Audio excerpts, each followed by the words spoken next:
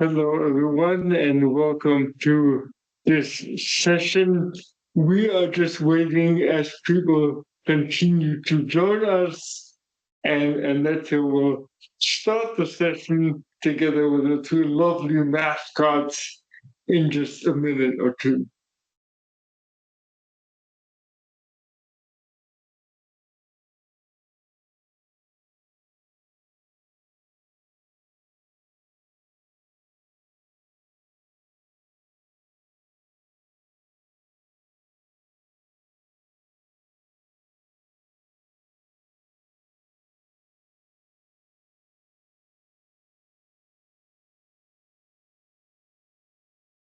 Once again, for those who just joined us, thank you for joining. We will give everyone another minute to get settled in, and that's how we'll start this session.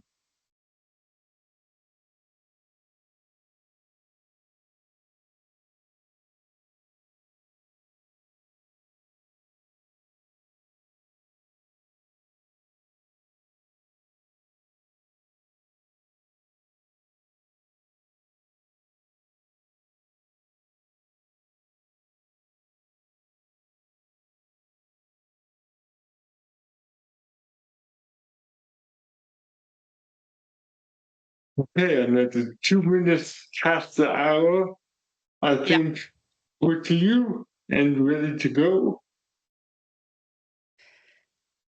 So welcome everyone to the sixth XP webinar. And I would like to welcome you together with the two mascots for the Olympic and Paralympic Games in Paris, but I'm putting them aside now. We have about 100 persons who registered for this webinar. Not everyone's here yet, but it's great that there's so much interest in this topic with people from over 50 countries. And we have one person here, Jim Perry. He's sitting at the Olympic Academy in Olympia, Greece, and he also has some students there. I think there are another 20 persons there in the room. So welcome also to the people in Olympia. Before we start our webinar, let me say a few words about IXP. Not every one of you might know who we are. IXP, or the International Council for Sport Science and Physical Education, is organizing this event. We are a global event with the office in Berlin. And you see here Patrick Stolpmann. He's our new, or well, now 1 year, since 1 year, our general director. I also want to welcome him here. And we're having members from different areas of sports. There's an echo. Yeah, we do have members from national and international sports organizations, from university, mostly PE departments, sport departments, and also from sports ministry. We're working very closely together with the IOC and also with UNESCO. And the aim of XP is to cooperate and collaborate in projects and in various sports activities and topics. We are having a lot of Erasmus programs and other research programs, but also smaller events like today, online events. We do have little conferences and so on. So I hope all of you who really like it here, maybe you will, or your organization wants to become a member afterwards. So this year, I already told you, this time we have our webinar on an Olympic topic because we are celebrating the Olympic Day. The IOC was founded in 1894, and since 1948, there's an Olympic Day which celebrates this birthday. And we're taking this occasion to celebrate it. The birthday was 2 days ago on Sunday, June 23rd. And this is why we are having this webinar today with 4 speakers from 4 different countries. The topic, I think you all know it, but I will repeat it here again. It's embracing Olympism, cultivating Olympic values, and Olympic education beyond the Games. So it's time to start here. I already told you we do have 4 speakers from 4 countries. I will briefly introduce them to you. We do have Jim Perry, the one who's sitting Olympia right now, and he's wearing a lovely Olympia shirt like I do. Olympic Day. Jim is a sports philosopher, and he's reflecting on Olympic Games very critically. He's a visiting professor at the Faculty of Physical Education and Sport at Charles University in Czech Republic. But before he was in the UK in Leeds, and he's from the UK, as you will hear later. Then second speaker will be Bruce Kidd from Canada. He's a professor emeritus of sports politics of the University of Toronto. He's the founding chair of the Canadian Olympic Academy. And what's also very important for us, he was a participant at the 1964 Olympic Games, and I'm sure he will relate to this later. Then we have Maria Bogner, who's sitting, I hope she's sitting there at Lake Geneva, because she's working for the IOC in Lausanne. A lovely area. No one can imagine a nicer office, I guess, than Maria has. Maria leads the IOC Olympic Study Center, which is part of the IOC's Department for Culture and Heritage. And last but not least, we will travel far again, for me at least. I'm sitting in Germany. We're going to Brazil, to Sao Paulo, and there is Katia Rubio. She just retired, she told me last week, but still teaching a little bit, but formally she retired.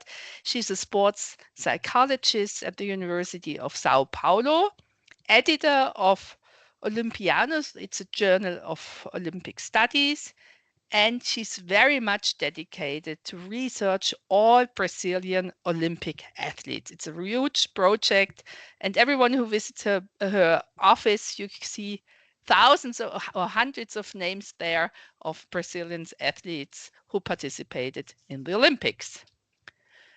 So before we start, just to explain all of you, all of the 4 speakers will give a brief presentation, 8 minutes, then and afterwards I will have a question to all of them, and then you, the audience, may also ask questions, but I will tell you then again.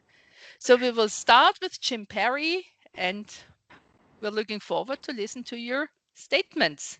Jim. Good afternoon, everybody. Nice to be here.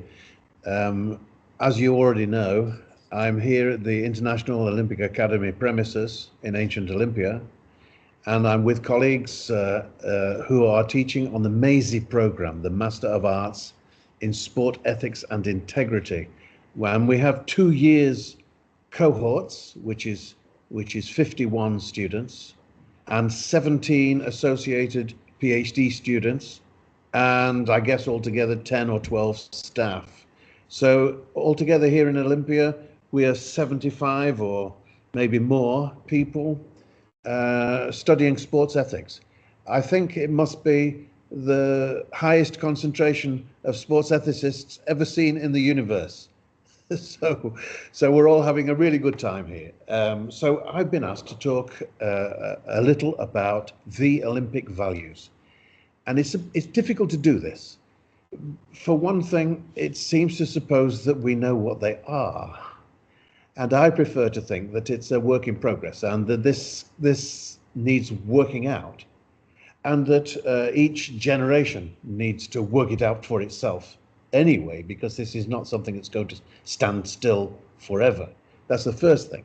The second thing is the ground has been a little prejudiced, because a very strong kind of Olympic education movement over the past 20 years has insisted that the Olympic values are excellence and friendship and respect, that there are just 3 Olympic values. And I find this difficult to accept, partly because it misses out everything that seems to me to be important about Olympism. International understanding, peace, justice, and so on, anti-discrimination and so on. It all seems to be missed out. And so the political stuff just doesn't seem to be there. And we're left with anodyne ethical imperatives, which anybody can accept. They seem to me to be genuine values, but not particularly Olympic values. And so we have to re-evaluate our relationship to Olympism and to try to work out where it came from and what it means. Here again, we've got problems, because a ready assumption, a ready historical assumption, is it's all down to one guy. The Baron Pierre de Coubertin once had a brainwave, and out of this brainwave there sprang this idea, Olympism, that we now all have to agree with.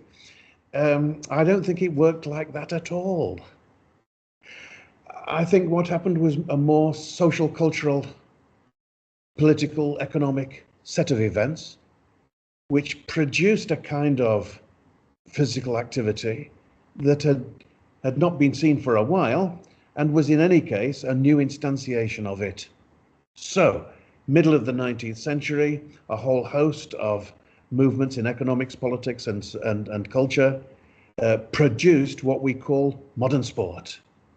And de Coubertin was one of the earliest to notice that this new cultural form would become extremely important.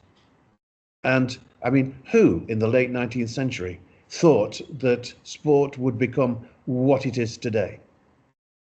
And de Coubertin had this vision, this analysis of what sport was to become. And he started to think about the values that were necessarily involved in the practice of sport. And he had a particular kind of sport in mind, competitive sport. He thought competition was a good thing and it produced good effects in individuals and in society. So he saw sport as an educative influence. And so my analysis of Olympism begins in sport, not in the brain of de Coubertin or anybody else. It begins in the social movement of sport. And I ask, what are the necessary features of sport as we know it, modern sport? And my suggestion is that sport can be defined in terms of 6 logically necessary conditions, 6 criteria, which is rule-governed, institutionalized contests of human physical skill. And that if we follow these initial ideas, if we drill down, we can discover the nature of sport. And I think that's what de Coubertin, as a good sociologist, as a good social cultural analyst, noticed.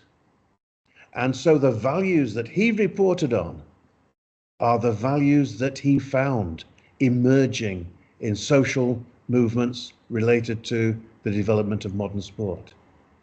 And so I would say, if we want to investigate the value of Olympism, we need to look carefully at sport itself and to ask, what is this thing that we value? We're all involved in sport.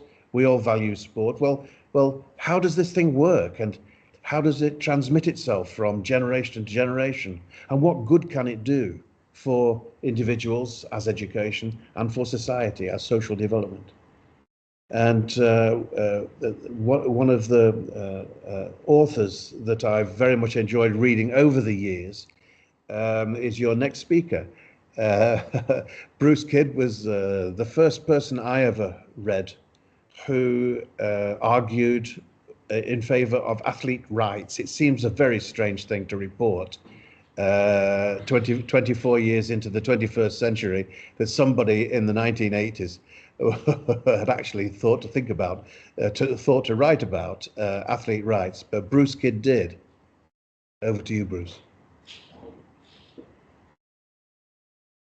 Well, thank you very much, Jim, for those Very affirming comments, and hello everyone, it's great to be here.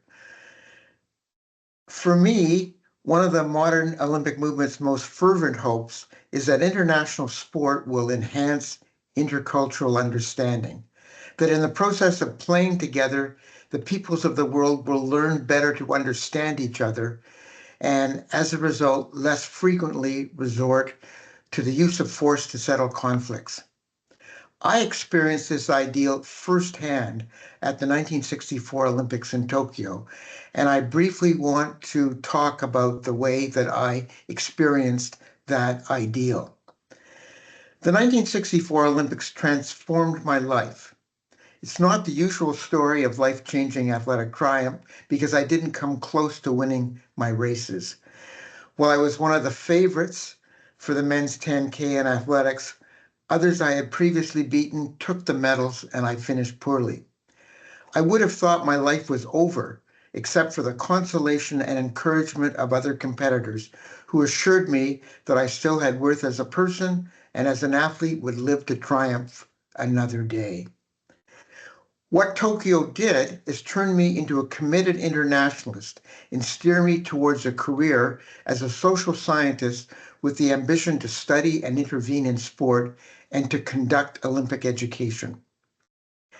As was the custom in those distant days of amateurism, the Canadian team arrived in the Olympic Village 10 days before the opening ceremonies and stayed until after the closing ceremonies had concluded. We had ample time to hang out with other athletes, explore the venues and city, and even travel across the country. We were encouraged to do so by our coaches and the organizing committee, which arranged visits to Japanese homes, cultural performances, and shrines, and help us obtain information about Japanese society. What did I learn from those games? First, I quickly came to see that the Olympics, and by extension, international and domestic sport, touch upon and are integrated with every other aspect of society. We take that for granted now, but in the age of Avery Brundage and sport and politics do not mix, when very few governments outside the Soviet bloc were significantly involved, conventional wisdom had it that sport was a world apart. The scholarship that would document and elaborate the extensive, inextricable interrelationships between sports and societies was still in its infancy. Yet even for my 21-year-old self, it was impossible to miss that the Tokyo Olympics were linked to every aspect of Japanese society. They were maximal games, undertaken as the integrating capstone of a multi-year plan to rebuild Tokyo and the Japanese economy after the devastation of World War II. The games provided the big idea, some of the capital and expertise, and the adrenaline. Sorry, guys. The games provided the big idea, some of the capital and expertise, and the adrenaline for ambitious technological, social, and cultural regeneration across Japanese society. Up until then, although I studied political economy at my university and my professors encouraged my running, they and I kept my interest in sports completely fenced off from my studies. But after the Olympics, I began to wonder out loud whether I could bring the political economy lens to sports. I found an enthusiastic mentor who let me write my undergraduate thesis on government and sport, and that paper led to jobs, publications, and eventually teaching assignments for the course I developed on the political economy of sport, with a significant focus on international relations through sport. It was the first of its kind in North America. My second realization was that the world was much bigger, diverse, and worthy of attention than the largely white developed areas of North America, the UK, Europe, and Australia I'd studied in university and came to know through my travels as a track athlete. The known world was rapidly changing. It was the beginning of the African running revolution, with 12 new African National Olympic Committees in Tokyo, accelerating the entry of countries that had freed themselves from colonialism that continues to this day. The non-Western world brought different cultures and different politics to international sports, along with fascinating possibilities for study and adventure. I was inspired by Tokyo to spend the following year driving across Asia, teaching in an Indian university, and expanding the contacts I had made in Tokyo. My third realization was that in some way, the Olympics were connected to progressive politics. There were many manifestations of this, but the issue that most deeply affected me was Hiroshima.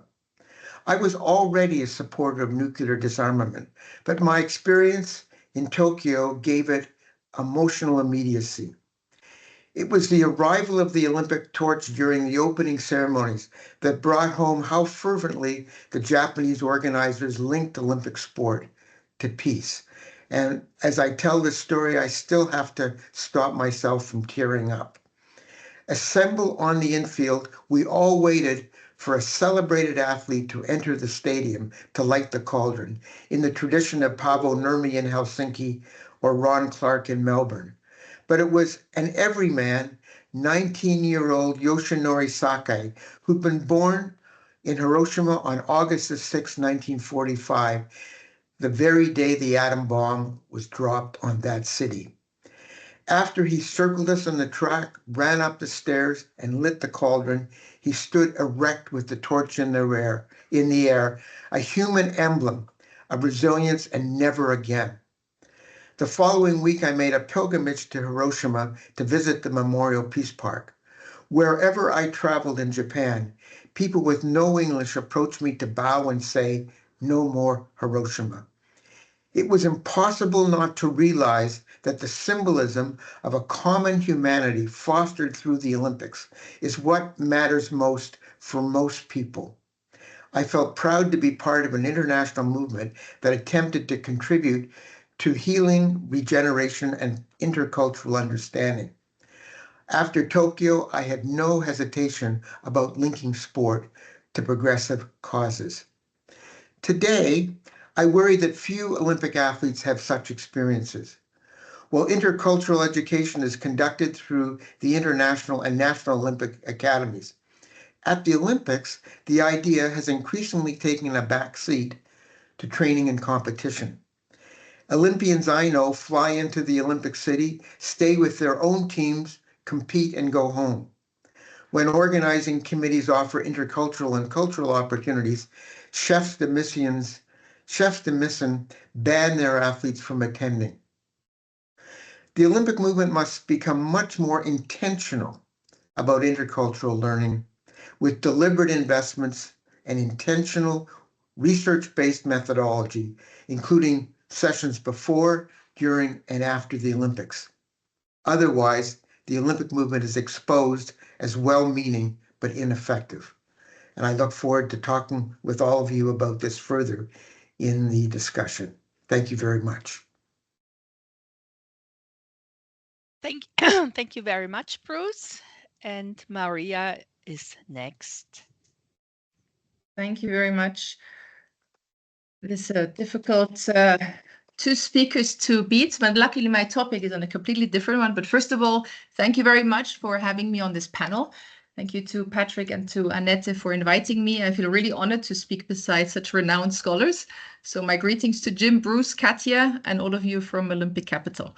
And as you said at the beginning, for Olympic Day, it's not only Olympic Day, 2 days ago, but also the 130th anniversary of the creation of the IOC and the Olympic movement. So it's a really, really special week. And I just came back actually from from Paris, from celebrating this 130th anniversary in the amphitheater of the Sorbonne University. So I've had some very eventful days all around in memory of what our movement is about, what Coubertin meant it to be, about the educational values. So the timing of this session is really good. So I want to speak mainly about the activities that we do at the Department for Culture and Heritage to promote Olympic education and studies. So we all know, obviously, the big event that is awaiting us. And I've just already seen how the city of Paris is really preparing for it, and it provides goosebumps. And this special event that the world knows that everyone is going to tune into from all corners of the world, that's going to watch the athletes' performance, that's inspirational, and that will inspire and engage people of all ages and on all platforms. We all know that there's much more to it, to this movement. We know that it's more than these 16 days of this sport spectacle. And behind these performances and the awe-inspiring moment lies a deeper, but as Bruce just said, a much less visible force. I think we can argue, many of us might agree, whether the force of education could be promoted much more and should be taking much more center stage.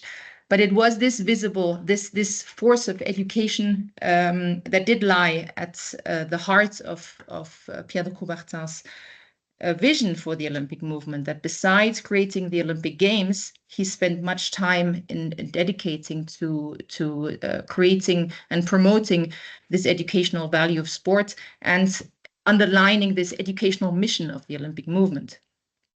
So we should not forget that. And it is through this educational values, how they are passed on through different ways, nurtured and embedded into initiatives, curriculums, classrooms, lecture halls, of course, onto the field of play. What Coubertin used to be called for as permanent factories. This is, of course, important that we keep alive and that we foster. So in the IOC, the Department for Olympic Culture and Heritage, which is the Foundation for Culture and Heritage as well, we carry this responsibility to fostering and engaging, fostering Olympic education and studies. And we do this through different educational means. So before speaking about that, I think Jim already alluded to the fact that we can have many discussions about what values are. I also want to claim that there could be many discussions about what Olympic education is. So just for the avoidance of doubt, when I'm speaking about education, I'm speaking about all programs which use educational means to promote Olympism, teach values, and disseminate on a more general sense knowledge about the Olympic movement. So within the foundation, we have 3 units that are really dedicated to promoting this aspect of Olympism, which is the Olympic Museum. It's as a go-to place, a facility. Many of you might know it here in Lausanne, which acts as a producer of content for educational tools, workshops, sport-orientated events, like, for example, Olympic Week, which is a full week where international federations are invited to showcase their sports, and kids from around the region are invited to participate freely, get to know, experience the sports. And this is really one of the flagship programs of the Olympic Museum here in Lausanne, super successfully said since the beginning of since the creation of this the museum. But they also develop methodologies of best practices. They do storytelling, and they're also now venturing into online activities. So they've had very engaging sessions with thousands of children connected, in fact, from Greece just a few months ago. So it's really a new way of venturing basically what they experience, and they can practice with school children that are coming to the museum here, but also then sharing it with kids, and also sharing that knowledge with other networks and actors around the world that can also put these experiences to work, like other museums, of course, the museum network around the world. Then there's the department, so the unit of International Cultural Affairs, which runs the important flagship program OBEP, which many of you know, the Olympic Value Educational Program, which is the flagship program that is brings Olympic values into the classrooms, into the field of play. Just recently, a new version of it was launched, which is called OBEP Flex. So that's the ambition to make it more flexible and not necessarily having to always cover the full toolkit as it has been published many years ago. So there are various ways of using Flex And it's obviously the program that is the most commonly used around the world by national Olympic committees and national Olympic academies, etc. And very successfully developed, and is further developing as the needs evolve of the stakeholders. So this Flex is the most recent example for this. And then the unit that I'm responsible for, the Olympic Study Center, which is its mission is basically to make Olympic knowledge accessible. So that's our main to do, making it accessible and fostering and facilitating Olympic-related research and studies, and specifically to be a platform of dialogue between the academic world and the Olympic movement. So we have 3 units in the study center: the library, that is responsible for acquisition, documentation, digitization, dissemination of the Olympic library collection. Dissemination mainly happening via our Olympic World Library, our library platform that we launched in 2016, and which is the platform via which people from all corners of the world can access our library collection and the digital collection of over 37,000 publications, nearly 12,000 documents in digital format. So this is the way how we're trying to bring this knowledge into the world and allow people to access official publications, academic works, articles, publications, books, etc. by all important scholars and institutions that are producing knowledge. The second pillar is the research and reference service in our team, which is basically a team of 5 people answering to research requests. So from our colleagues at the IOC, from Olympic movement stakeholders, but also from educators, from journalists, from whoever needs factual, reliable information can write to this service with their research topic, with their information that they're looking for. And this unit will respond to these questions and guide people to the right relevant information, respond to the questions whenever necessary, and really help in content producing and reliable information for whatever project it may be. This team also is managing large research mandates for our colleagues at the IOC, and specifically produces a reference collection called the Olympic World Library, the Olympic Study Center Reference Documents Series, which is documents that are factual and reliable information on all topics of Olympic history, the Olympic program, decisions, the milestones, the evolution of the Olympic movement. So there's a rich source of information produced by this unit. And then the last but not least, the university relations team that is managing the relationship with our academic network. So over 800 scholars, many of you who are with us today will be also probably in close collaboration with us and with our communication. So much communication exchange with our network. Specifically our network also of Olympic university-based Olympic study and research centers, which we recognize and try to give visibility to their activities, to their continuous efforts to foster education and studies at their university. And we're fostering exchange and collaboration between these centers, which is one of the things that we're trying to really animate now that we have a network of over 70 Olympic study centers around the world in our network. Many of you might know our grant programs, PhD grant program and advanced research grant program, which are really fostering research on topics that are important to the Olympic movement. And then since a few years, we also have an international Olympic case study competition for undergraduate students and master students, which are every year on a specific topic. And we're trying to engage with university students around the world and get them also into an international competition, foster a little bit of international exchange and get them, get their minds going around topics that are of relevance and importance for the Olympic movement, and really give a real case study to work on, which is hopefully gratifying for them and very interesting for us as well. So we, and then last but not least, we're collaborating, greetings to Olympia, Jim, of course, with our friends at the International Olympic Academy, and the network of National Olympic Academies, who we all value very much, and try and make our services and knowledge also available to this important network. And the collaboration with the IOAs is really close these days, and very much appreciated from our side.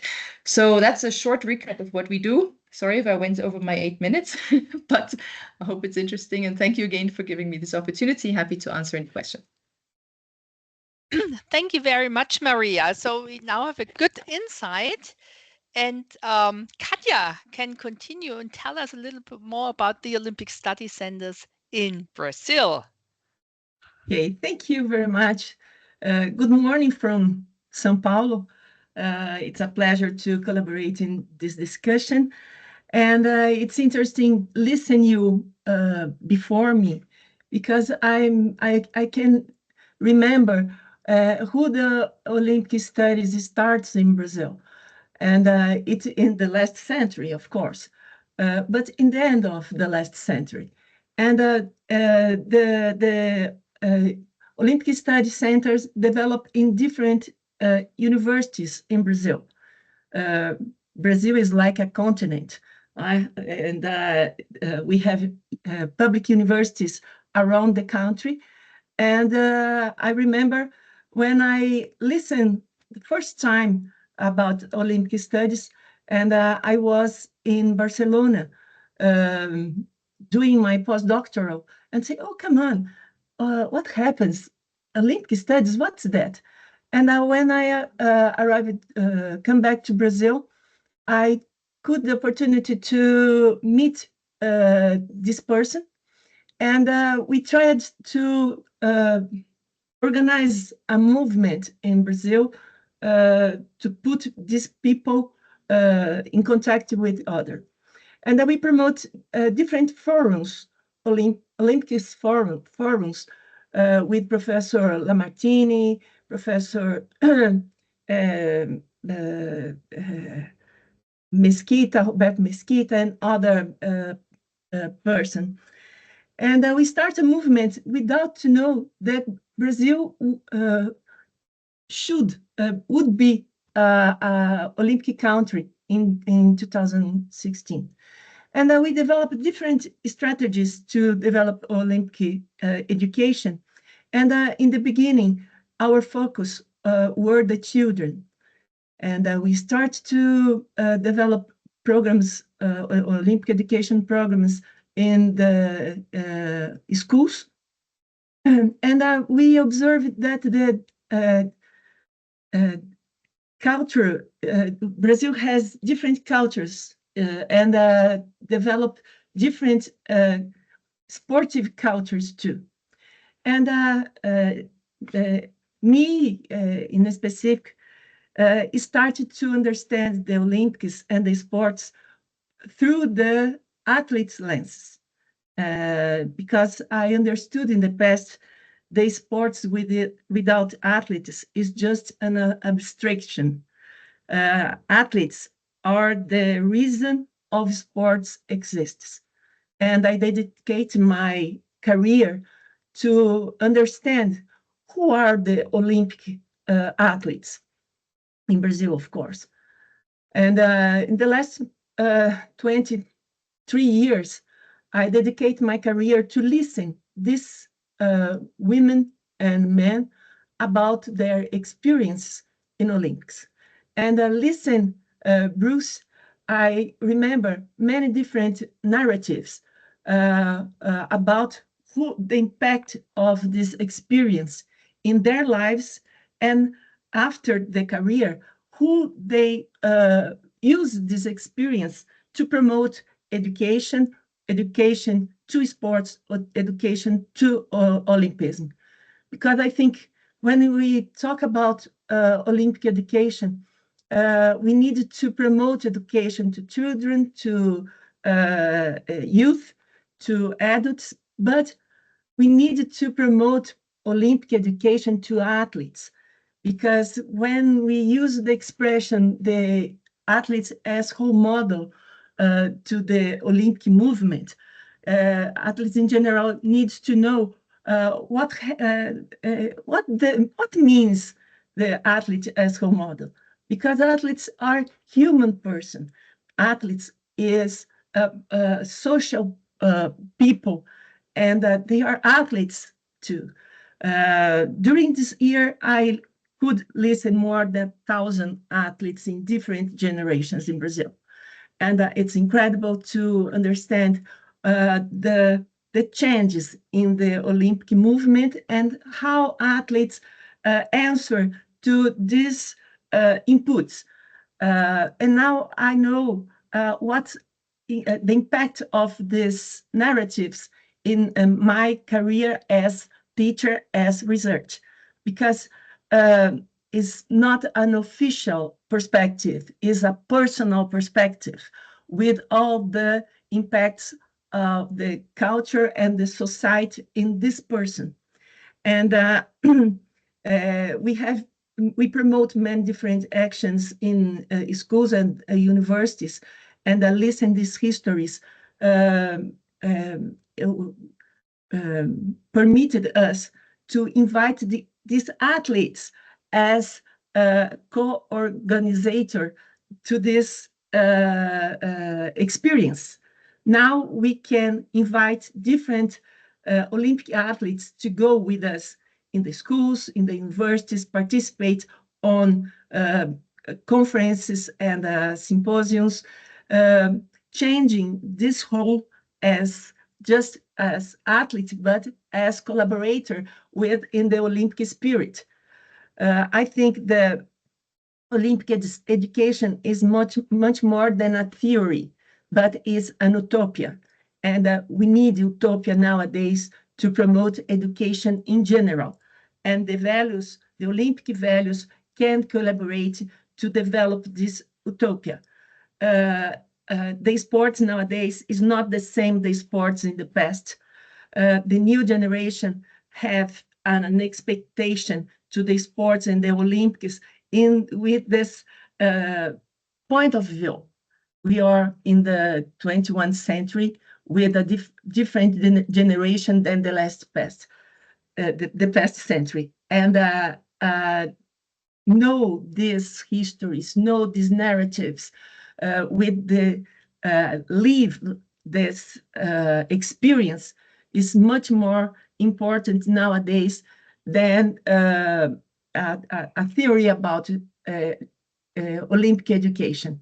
When I listen Bruce talking about how hard is this experience, and now you are here collaborating with us, participating with us, with this experience, can change the world, definitely. And I hope we have much more experiences than that.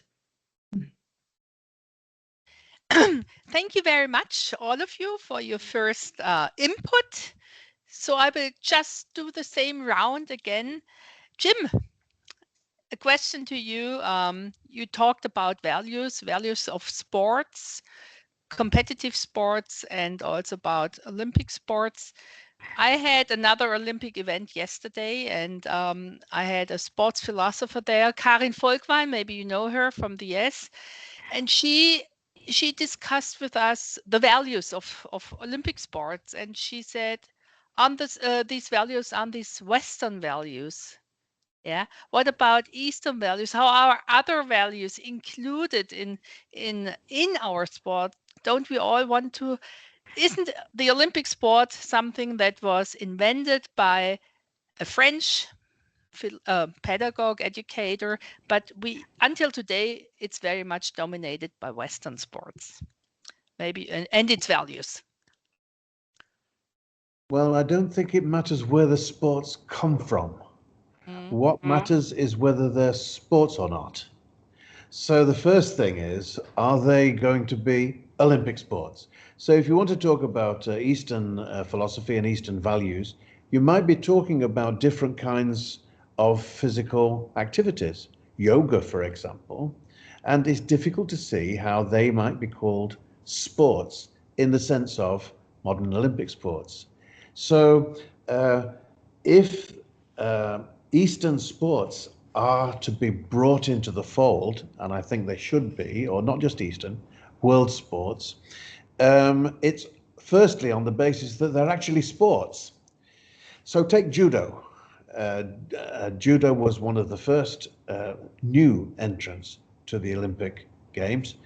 It had to change itself.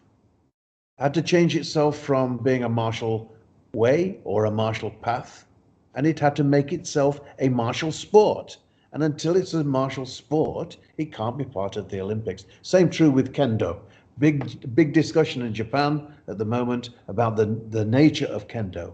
And there are different kendo associations, and one of them is Kendo Sport Association, and that's the one that might receive recognition as an Olympic type sport. But to say, I think the root of your question is universalizability, whether or not the Olympics, the Olympic Games can represent itself as a global movement and not just a Western dominated movement. True, modern sport originated in the West. Question, could the Olympic Games better represent the world than it does at the moment? Yes, of course. Most of the Olympic sports that are on the program at the moment, the summer program at the moment, and the winter too, were codified first in France or England in a 20-year period at the end of the 19th century. It's extremely localized product. Okay, so what about indigenous games? Katja will know about the importance of indigenous games in Brazil. But what about the Indian subcontinent, which now has more people than any other region in the world? What about kabaddi, one of my favorite sports? Why not have kabaddi in the Olympic Games? That would be my recommendation. I would say if you want to keep 26 Olympic sports on the Olympic program, you need reasons why you might want to get rid of some sports or to deny some sports a place on the Olympic program. That might be because of expense and elitism, rowing, horse riding, sailing, or it might be on the grounds that they're team sports. De Coubertin didn't like team sports. Why have football at the Olympic Games when football has its own World Cup? So whatever reasons you might have, you will need some reasons why you want to reject the claims of certain sports. And now you need reasons to accept the claims of other sports. And I would, it's very simple. You could say 2 Asian sports, 2 sports from the Indian subcontinent, 2 sports from the Americas. And immediately you've got 6 or 8 sports that don't exist at the moment as Olympic sports, but easily could if you shared it around a bit. But it's very difficult when those who are making the decisions are those who already have a seat at the table. Turkeys don't vote for Christmas. Thank you.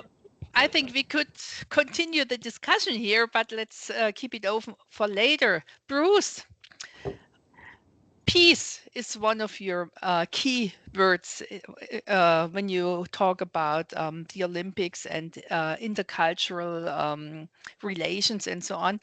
And we know that the world is changing right now. The political situation is very critical in many parts of the world. So what importance have the Paris Games now, which are coming up in a couple of weeks, when we talk about peace and intercultural relations? Very difficult, very emotionally charged question. My own view is that the IOC should stay the course and include everybody, including representatives of countries or national communities that are bitterly at each other's throats. Is there a formula to do that? I know the IOC struggles with that, and I've been at conferences recently where their best efforts are criticized, are shown to be not adequate. But I'm a great believer that at the Olympics everybody should be there, and there should be an avenue, a formula to allow everybody to come together. And there should be a facilitated discussion in some appropriate way for all representatives to be there. How you do that is a big question, but I think that's what the goal should be. What I most admire about the IOA, among many, many commendable activities, is that at times of other bitter conflict between peoples from different regions, the IOA would bring in representatives from NOCs and National Olympic Committees from those countries, and find a way. Usually, it was secretive, to facilitate at least an exchange together. It often had to be secretive because if it was known that a representative from one country was seen with somebody from the other side, they would be very, very, very, they could be at risk of discipline or worse when they went back home. But somehow the IOA found a way to ensure that there was a civil conversation. And I would, and again, it's easier to say than to do. It's fraught with risk, but I hope that that's what happens in Paris. And I hope that that somehow,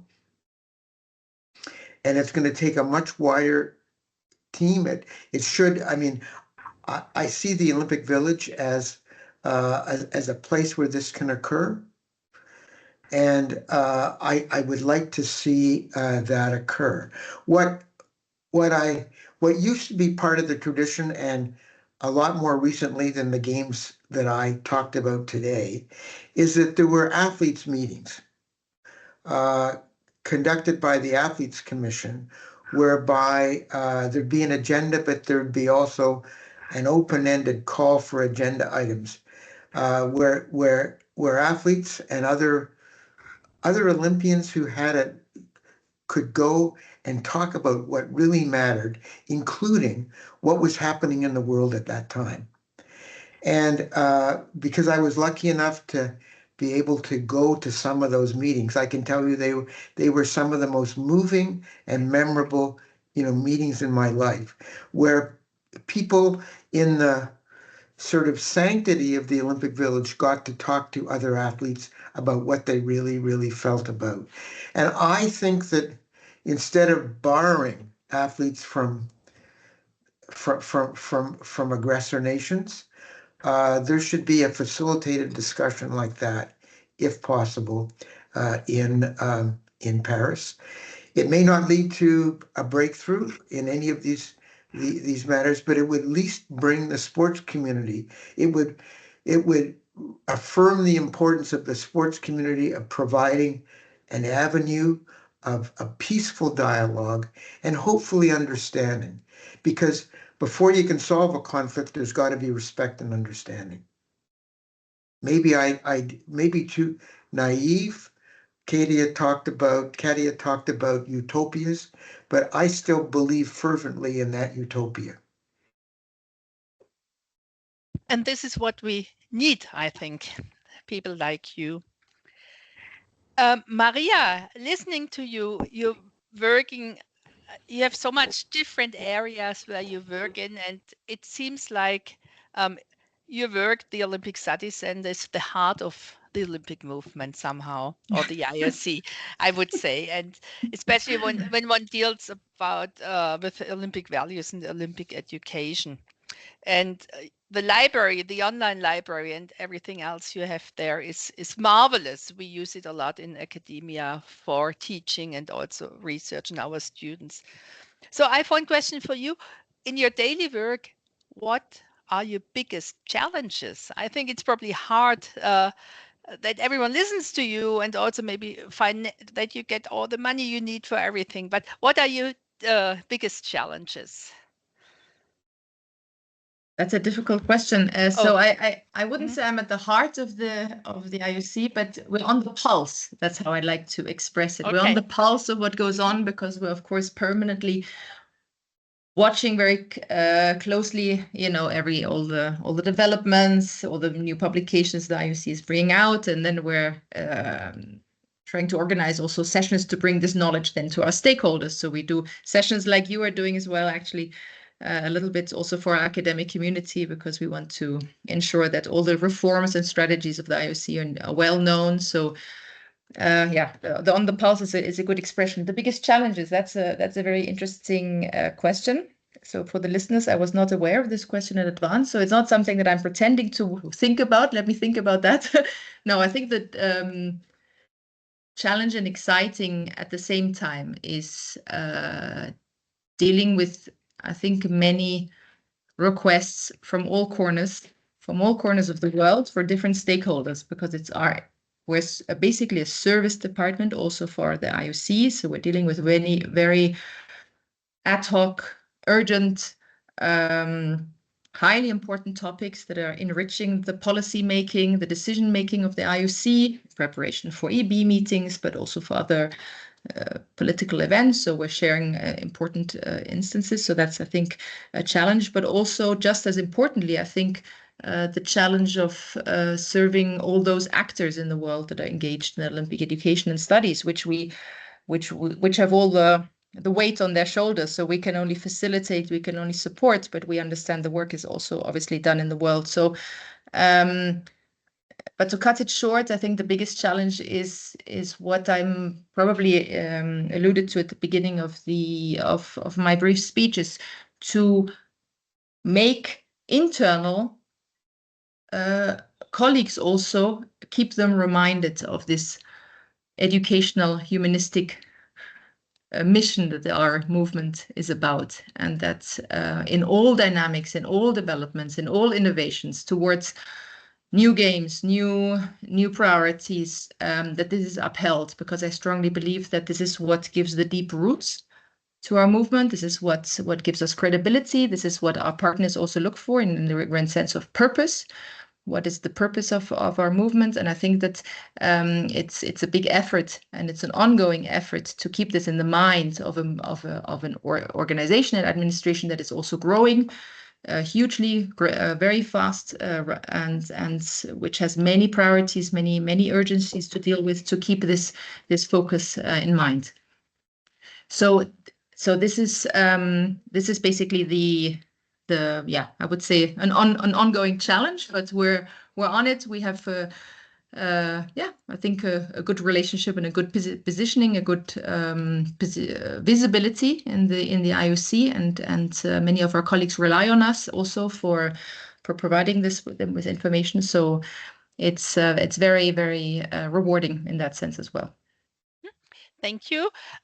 Before I go continue with Katja, there are a lot of questions in the chat. Yeah, we will have questions and answers after I've talked to Katja. Yeah, then you can officially ask your questions, and maybe Jim, there are many for you. Maybe you just have a look at them. Katja, I will ask you a little bit about the Rio Games. Yeah, is there any legacy when you talk about Olympic education, Olympic values, and so on? To what extent is it still within the Brazilian population, the feeling of the games, and what, and so on? I have many students that teach in the schools, in primary schools. And when it started the idea to Brazil as an Olympic country, it started a movement to discuss this topic in the schools.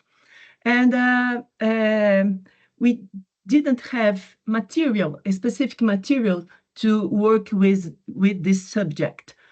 And as Maria said, sometimes we had different cultural perspectives of this subject. So we observed the necessity to develop some materials. So we developed a little book to children to promote this discussion with the boys and girls, the minors.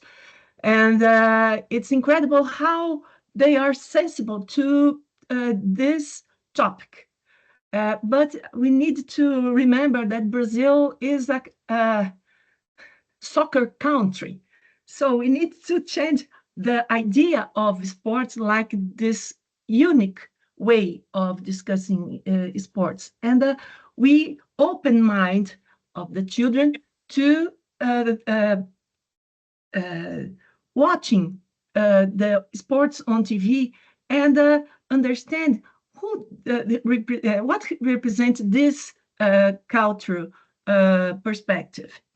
And we developed another book to the youth, this one, with the high level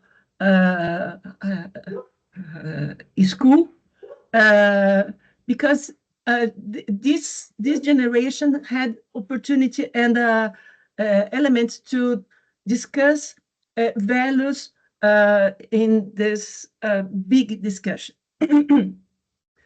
Both this material used to prepare children to go to sportive competition in a school level.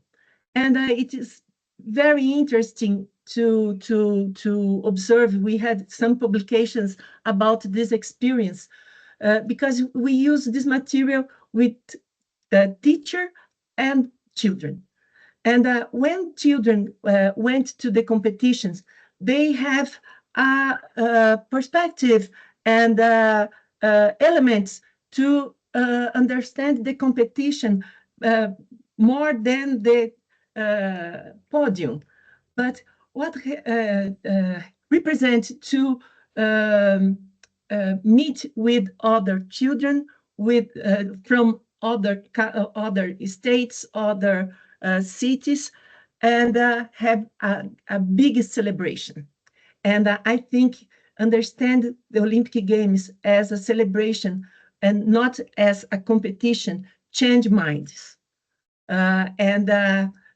This experience with the children develop another mind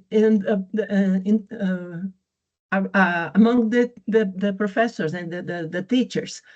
And we had a very interesting experience because two teams went to the final, and the team that won the gold medal, the captain of this team give his medal to the teacher, to the other team, and say, please accept this medal, because without you, we didn't have competition.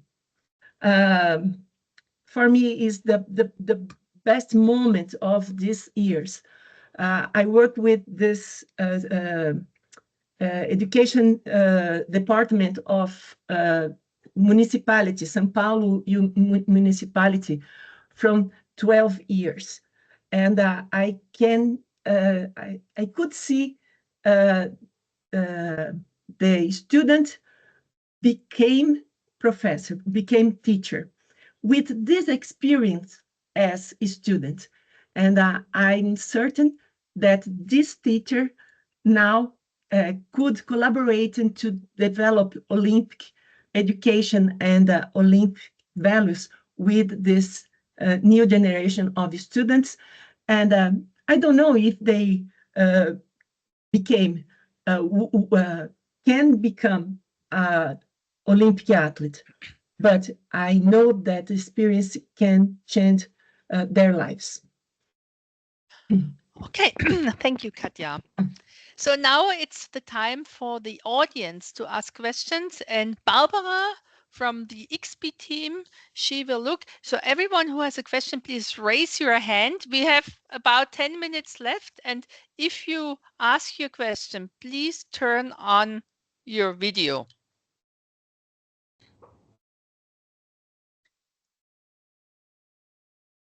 Annette, can we also look at the items in chat? Yes, certainly.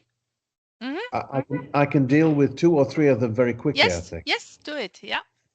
First of all, from Biso, Republic South Africa, he asked about universal values. This is really important question because just as the sports were invented in the West, so is the form of expression for the universal values. So it looks as though the universal values of Olympism are only Western values.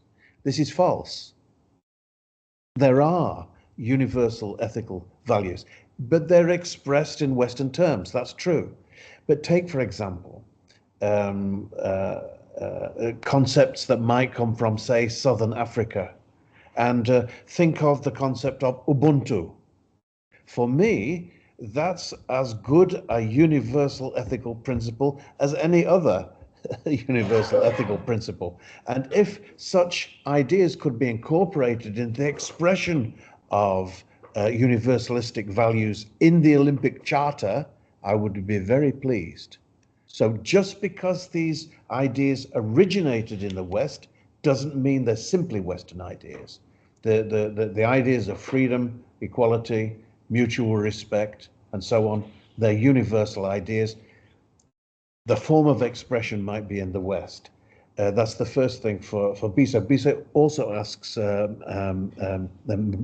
Maria asks if you would send publications link to the Olympic Study Center publications. Yes, So I've done that. I've put the link in. That's good, that's good.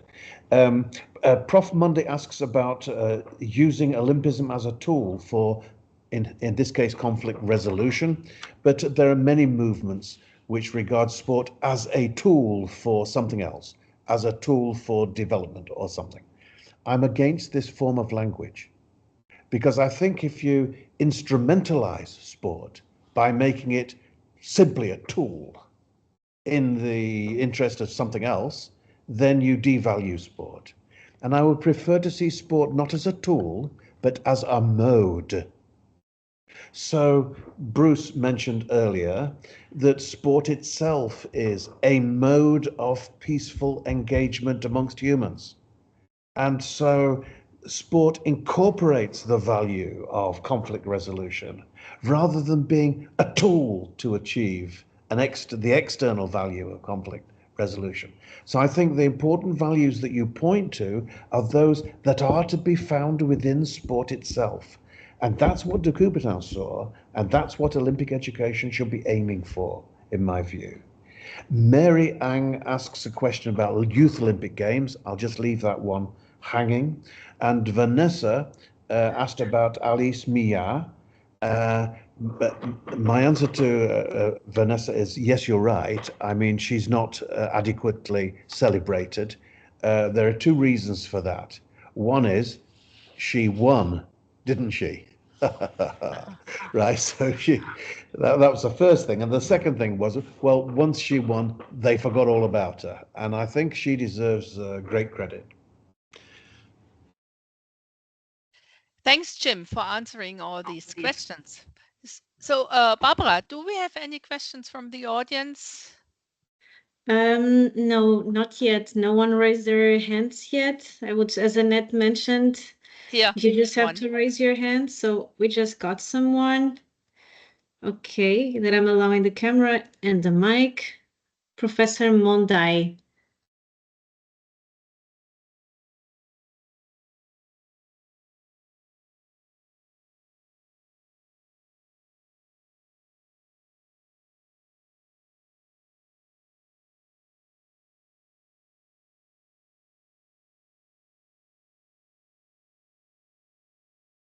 No, Professor Mondai.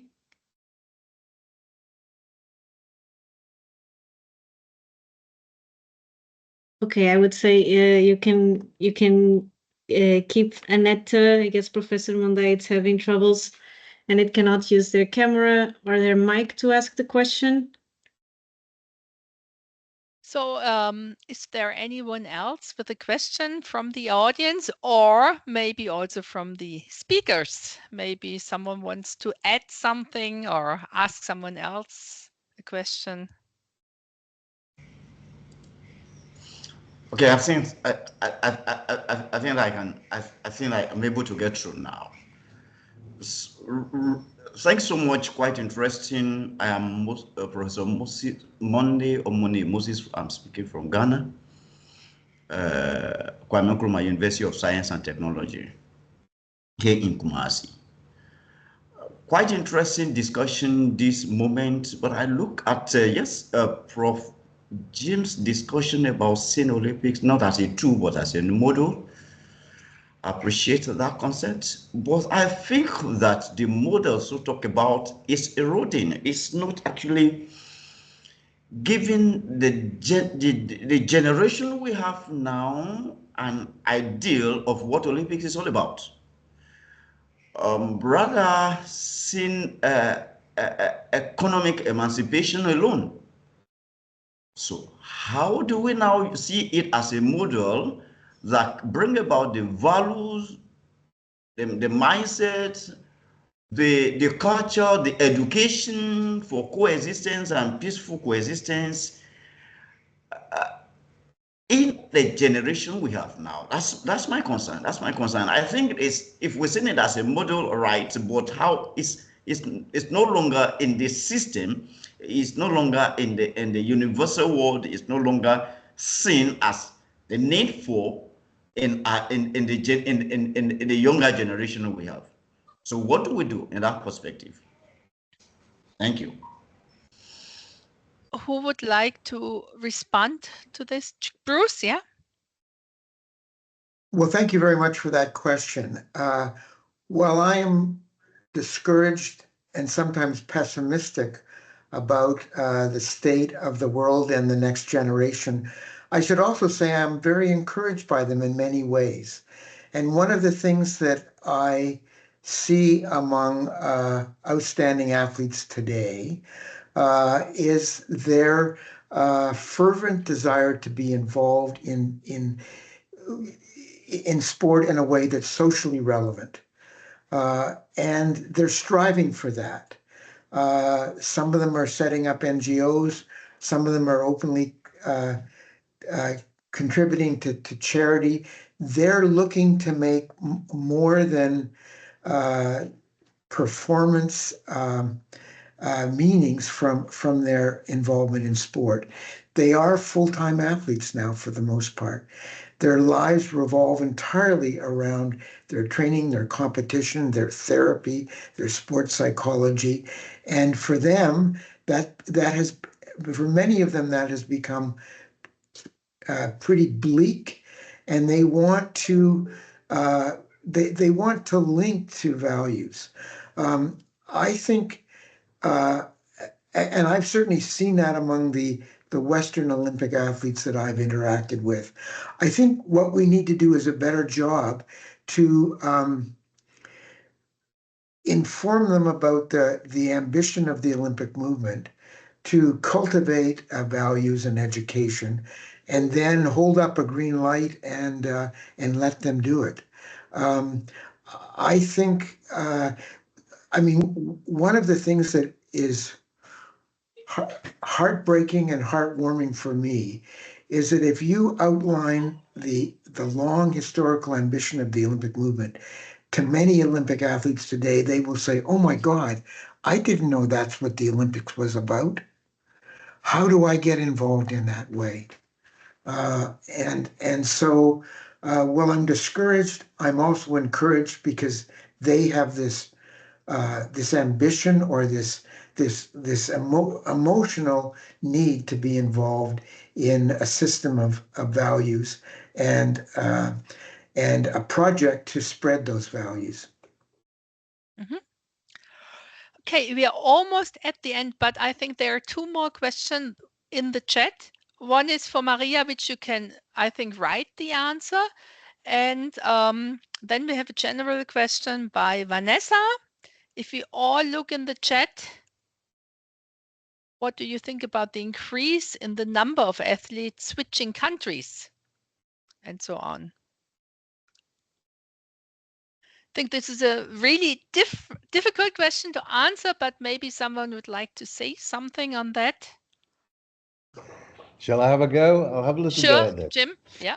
The idea of internationalism is an interesting idea because it values nationalism.